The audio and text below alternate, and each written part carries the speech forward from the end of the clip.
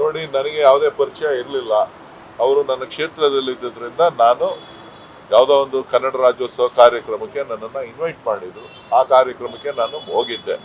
ಅದಾದಮೇಲೆ ಒಂದೆರಡು ಕಾರ್ಯಕ್ರಮಗಳಿಗೆ ಭೇಟಿ ಮಾಡಿದ್ದು ವಿಚಾರಗಳನ್ನು ತಿಳಿಸಿದ್ದೇನೆ. ಅದಲ್ಲದೆ ಇನ್ನು ಉಳಿದಂತೆ ಯಾವುದೇ ಫೈನಾನ್ಷಿಯಲ್ ಟ್ರಾನ್ಸಾಕ್ಷನ್ ಆಗಲಿ, ಚಿನ್ನದ ವ್ಯವಹಾರ ಆಗಲಿ ನನಗೆ ಗೊತ್ತಿಲ್ಲ. ಸೊ ಅದೆಲ್ಲನೂ ತಿಳಿಸಿದ್ದೀನಿ. ತನಿಖೆ ನಡೀತಾ ಇದೆ. ಅವರು ತನಿಖಾಧಿಕಾರಿಗಳು ಮುಂದಕ್ಕೆ ತಿಳಿಸ್ತಾರೆ.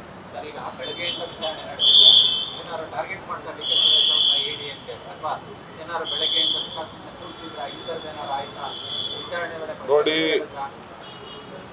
ನಾವು ಕಾನೂನನ್ನ ಪಾಲನೆ ಮಾಡಬೇಕಾಗಿರ್ತಕ್ಕಂಥದ್ದು ನಮ್ಮ ಕರ್ತವ್ಯ. ಸೊ ನಾವು ತನಿಖೆಗೆ ಸಹಕಾರ ಕೊಡಬೇಕಾಗಿರೋದು ನನ್ನ ಕರ್ತವ್ಯ. ನನ್ನ ಹೆಸರಿನ ಮೇಲೆ ದುರ್ಬಳಕೆ ಆಗಿರೋದ್ರಿಂದ ಸೊ ಕೆಲವೊಂದು ವಿಚಾರಗಳಲ್ಲಿ ನಾನು ಅವರಿಗೆ ಸಹಕಾರವನ್ನು ಕೊಡಬೇಕಾಗ್ತದೆ. ಆ ಒಂದು ನಿಟ್ಟಿನಲ್ಲಿ ಎಲ್ಲ ಪ್ರಶ್ನೆಗಳಿಗೆ ಮಾಹಿತಿಯನ್ನ ಕೊಟ್ಟಿದ್ದೇನೆ.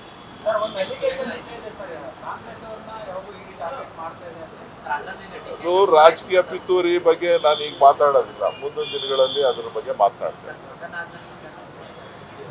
ನೋಡೋಣ, ತಲೆ ಕೆಡಿಸ್ಕೋಬೇಕು.